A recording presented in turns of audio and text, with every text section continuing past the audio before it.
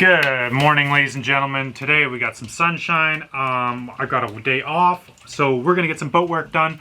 I really want to get started on getting those motors up and running. I'm still waiting on fiberglass and some other hardware to finish the solar panels. And so for today, I just want to dive into some recon and figure out how exactly I'm gonna mate the motor with the outboards that I've had built. The motor, which is this big AC12, a 12 kilowatt induction AC motor, is mated to this gearbox. And this gearbox is used to run a car. It has some good gear reduction, which is nice. It also has a differential in it, which slips. That might be nice if I want to design some sort of friction clutch that allows me to slip the clutch if I hit a log or something like that. But I also need to know what's going on in the gearbox up on the top of the outboard, so let's go check that out.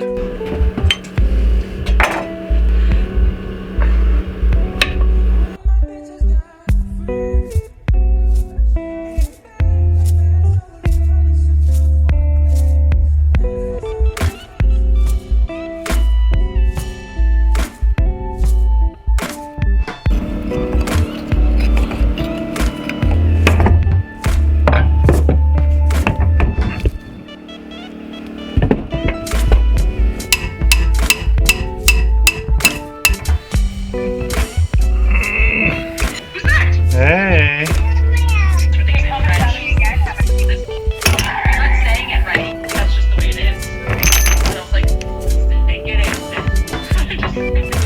Well, this feels kind of funny, eh? How low profile that is. Unfortunately, I have a motor with splined ends, I have a gearbox with splined ends, and now I have an outboard with a keyed shaft, so we're gonna have to do a little bit of machining to get these two to fit together. But more simply over here, on the extreme cheap end of things, I've got this $5 motor. I'm just going to mate it up with this V-belt here with a 1/2 inch V-belt pulley wheel here, a plate, and then use these bolts to tie off the plate and just be able to raise it and lower it to tension the belt. And then I've got myself a 2 kilowatt trolling setup. So that's not gonna be full speed, but that'll be some nice idling speed, which would be nice. I can just kick that into gear. In the summertime, these panels will keep up with that, and the back panels will charge the batteries. So that'd be a good kind of like set it and chill mode for like maybe, I don't know, 3 knots, we'll see.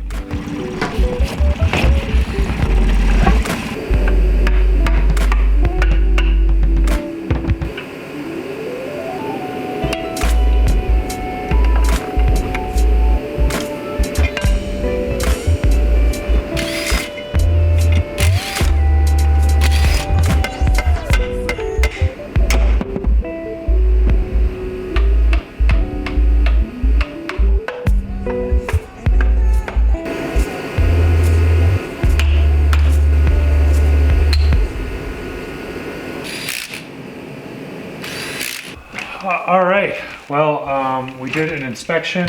I'm happy with this gearbox. The gears are in great shape. There's a little bit of shaved metal in there, but for a 14-year-old gearbox that I don't think has ever had an oil change, the oil came out looking pretty old, but you know, this gearbox had less than 10,000 kilometers. I'm happy with it. I'm gonna reuse it. I think it won't be too inefficient, and I think the gain of having a 1 to 3 gearbox will make this motor run in a happier mid-range RPM that'll let the fan run at a proper speed and keep the motor cool. So if I can get this bolted up nice and even and cut out the pulley system, I can really put myself ahead of the game and lose a little bit of inefficiency and lose about 100 pounds worth of heavy cast steel. Oh, I've got to move this again. Been a little bit productive. I usually kind of spread my junk all over the place. It's a huge mess. I have a rolling cart for my welding, and instead, without my boss's permission, I've stolen this corner. Look at this. It's a workshop right out of the movies or something, eh? It just looks great. Cleaned it all up, loaded the steel down there, got some bits and bobs for ongoing projects, and hopefully I'll be able to finish all the machining work for mounting the motors here in this place. I got the welder permanently set up there, and yeah, it's still missing a chair, and well, of course, something to actually machine stuff down with. But you know, we're getting a lot closer. Okay, it's been a couple days. I finally took a trip off the island yesterday and discovered something really cool that I didn't know. Apparently V-belt and V-belt accessories are like super easy to get. So I stopped by Canadian Tire and they had like a whole shelf full of like V-belt and V-belt accessories and pulleys and stuff, which is good because the only V-belts I could find around the shop were all too wide diameter for, I have a 1/2-inch drive on that two horsepower electric motor, and I needed a really small pulley in order to get the right ratio for me to actually spin that giant prop. When I say crazy ratio, I'm not kidding. This is a pretty damn big pulley, and this was the original one I got from the shop, which what size is this? 4-inch, way too big. This is 1.5 inches, and we're only just getting to the point where it's finally spinning. I'll just kick this up and see if I have it all. I want to wire this up better. Right now I'm just plugging it in.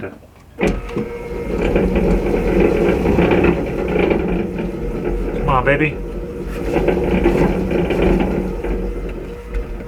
Oh, and then the heat breaker goes off.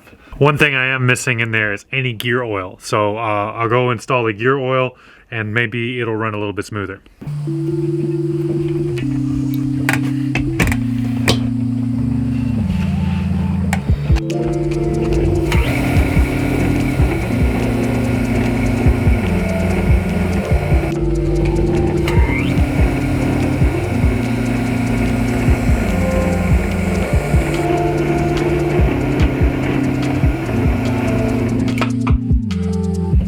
All right, apparently the gear oil did the trick.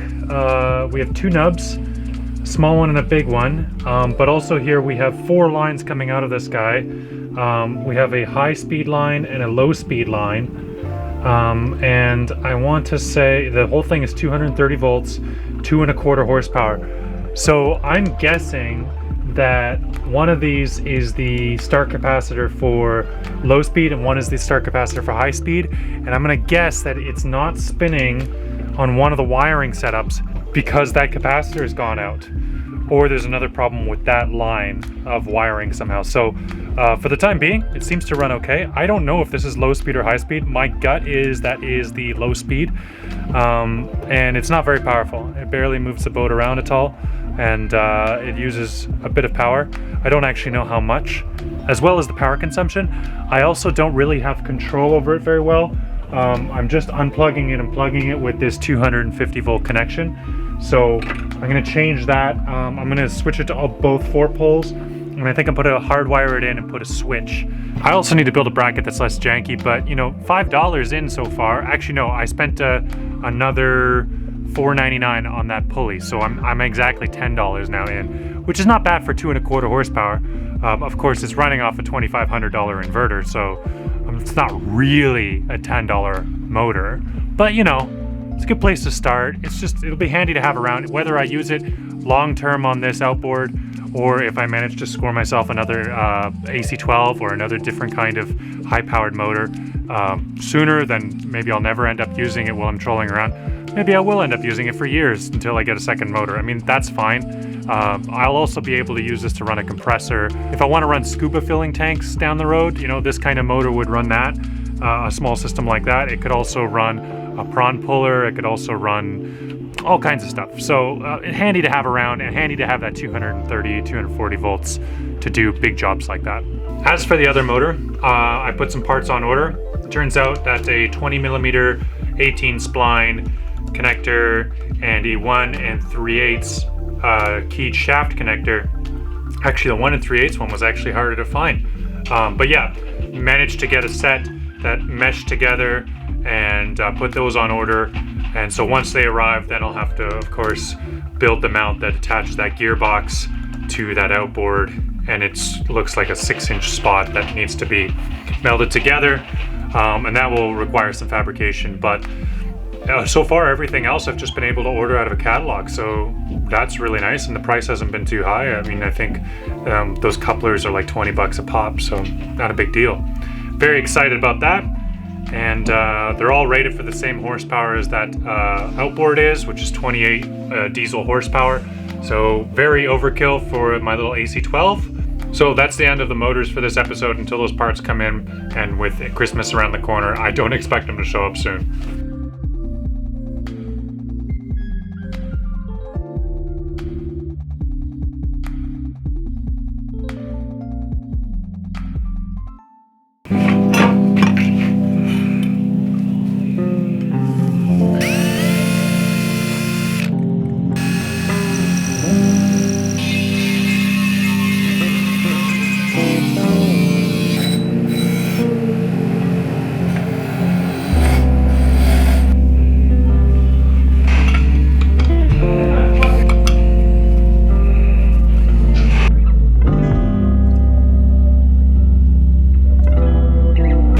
Okay, so pardon the noise. I'm running the generator right now, first time in a while, because there's an honest to goodness snowstorm out there.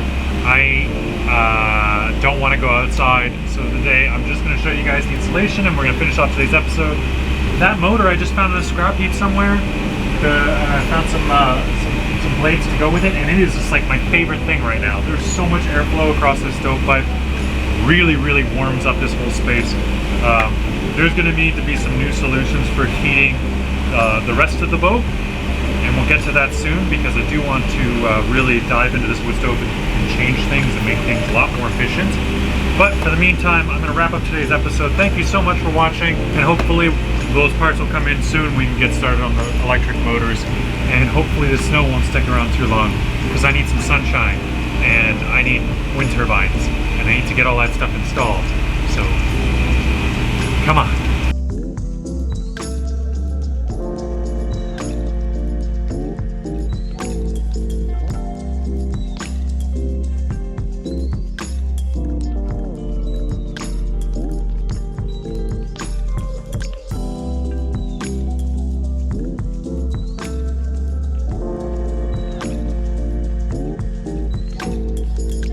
By the way, I am very well aware that this is the nicest climate in all of Canada.